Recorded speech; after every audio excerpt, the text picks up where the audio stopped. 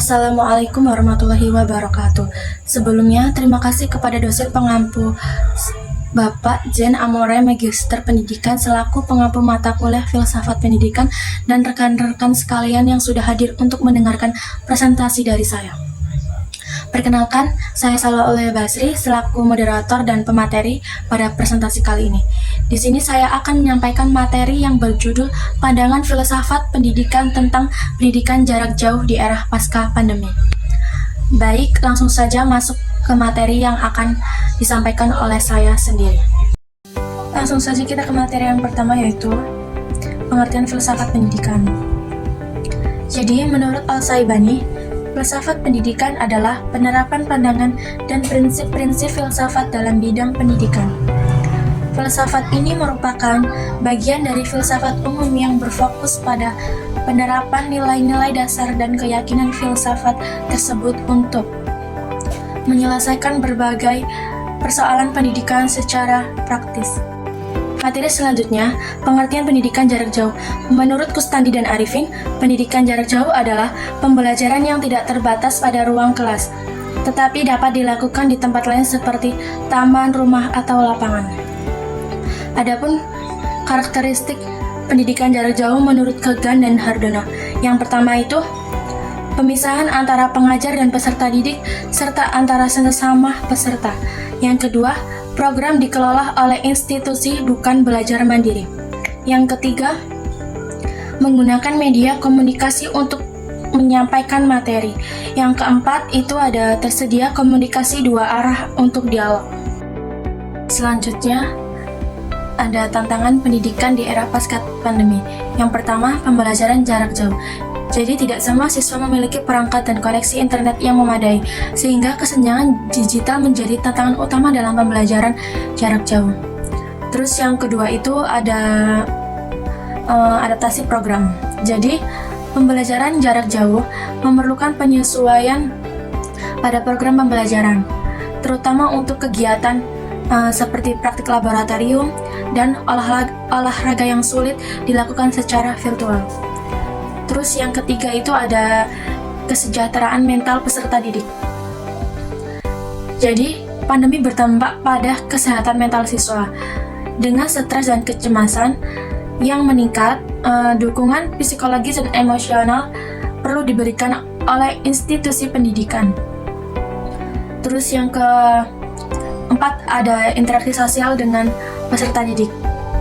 Jadi, pembelajaran jarak jauh mengurangi interaksi antara guru siswa dan teman sekelas, sehingga diperlukan upaya menciptakan lingkungan virtual yang mendukung kolaborasi. Terus yang kelima itu ada penilaian dan evaluasi. Jadi penilaian dan evaluasi ini mengukur kemajuan siswa secara akurat menjadi sulit dalam pembelajaran online. Diperlukan metode penilaian yang lebih tepat dan andal. Terus yang ke-6 itu ada ketidaktahuan dalam pendidikan. Jadi siswa dari keluarga berpenghasilan rendah cenderung menghadapi kesulitan lebih besar dalam mengakses pembelajaran jarak jauh. Pemerataan akses teknologi menjadi solusi penting. Materi selanjutnya itu ada hubungan filsafat pendidikan dengan pendidikan jarak jauh, atau yang disebut dengan PJJ. Jadi, filsafat pendidikan berperan penting sebagai landasan dalam menilai, merancang, dan mengarahkan kebijakan pendidikan, termasuk dalam pendidikan jarak jauh. Jadi, di sini ada beberapa poin-poinnya, yaitu yang pertama itu ada landasan filosofis. Jadi landasan filosofis itu kajian yang membantu menciptakan proses pembelajaran yang lebih efektif dalam pendidikan jarak jauh. Yang kedua itu ada analisis dan kritik.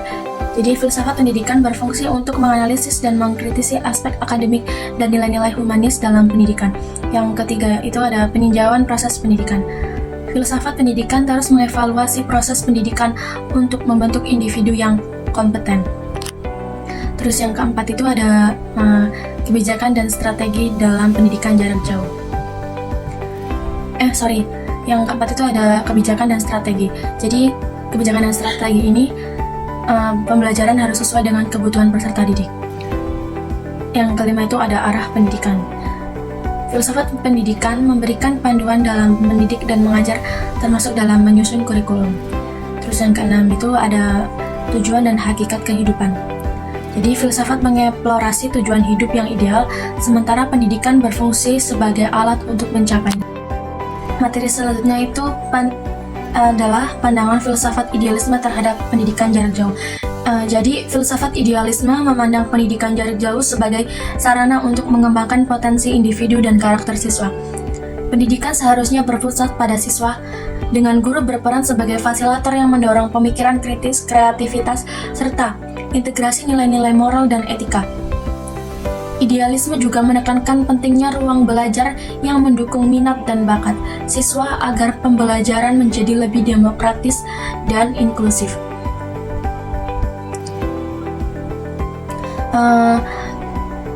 Dalam pemikiran filsafat idealisme itu ada beberapa yang harus disampaikan. Yang pertama itu metafisika. Metafisika itu realitas yang sejati bersifat spiritual, mental atau rohani dan tidak berubah. Yang kedua itu epistemologi.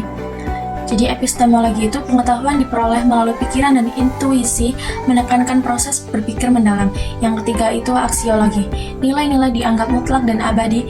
Dalam idealisme teistik, nilai tersebut berasal dari Tuhan, sedangkan dalam idealisme panteistik, Tuhan diidentikan dengan alam. Materi selanjutnya itu pandangan filsafat realisme terhadap pendidikan jarak jauh. Jadi, filsafat realisme dalam pendidikan jarak jauh menekankan pentingnya pengalaman nyata dan objektivitas dalam proses belajar. Pengetahuan dianggap diperoleh melalui pengalaman langsung, sehingga metode pengajaran harus mencerminkan situasi konkret yang relevan dengan kehidupan siswa. Dalam konteks ini, pendidikan jarak jauh memerlukan penyampaian materi yang logis, terstruktur, dan memanfaatkan teknologi untuk mendukung interaksi bermakna antara guru dan siswa. Guru berperan sebagai fasilitator yang membantu siswa memahami dan mengaplikasikannya, dan mengaplikasikan pengetahuan secara praktis. Adapun aliran realisme memiliki 3 bentuk utama, yaitu yang pertama itu ada realisme nasional. Jadi, realisme nasional ini berfokus pada hal-hal nyata dan objektif dalam pengalaman pendidikan. Yang kedua itu ada realisme klasik. Realisme klasik ini disebut juga humanisme rasional, berakar pada pemikiran Aristoteles. Pendekatan ini menekankan bahwa manusia rasional memahami dunia melalui akal dan dapat mencapai kebenaran umum. Mencapai kebenaran umum berdasarkan prinsip self-evident. Yang ketiga itu ada realisme agama. Jadi, pandangan dualistik yang mengakui adanya tatanan alam dan supranatural dengan Tuhan sebagai pusatnya. Banyak dipengaruhi oleh Thomas Aquinas yang mengadaptasi pemikiran Aristoteles dalam teologi gereja. Materi selanjutnya itu ada pandangan filsafat pragmatisme terhadap pendidikan jarak jauh. Jadi, pragmatisme dalam pendidikan jarak jauh fokus pada pengalaman praktis dan relevansi kebutuhan siswa. Terinspirasi oleh John Dewey, pendekatan ini menekankan pentingnya pendidikan yang dinamis, adaptif, dan berbasis pengalaman siswa. Dalam pendidikan jarak jauh, pragmatisme mendukung penggunaan teknologi untuk menciptakan interaksi yang bermakna antara siswa, materi, dan sesama. Tujuan utamanya adalah memberikan manfaat praktis yang fleksibel dan sesuai dengan kebutuhan siswa. Materi selanjutnya, pandangan filsafat eksistensialisme terhadap pendidikan jarak jauh. Jadi, eksistensialisme dalam pendidikan jarak jauh menekankan pentingnya membantu peserta didik mengembangkan subjektivitas sehingga mereka dapat membuat keputusan hidup secara bebas tanpa tekanan dari luar. Filsafat ini bertujuan membentuk individu yang otonom dan mampu menjawab pertanyaan mendasar tentang pembelajaran yang mendukung pengembangan Dari diskusi tadi dapat disimpulkan bahwa pendidikan jarak jauh pasca pandemi mengubah pembelajaran tradisional dengan menekankan kebebasan belajar mandiri, fleksibilitas teknologi, dan relevansi kurikulum.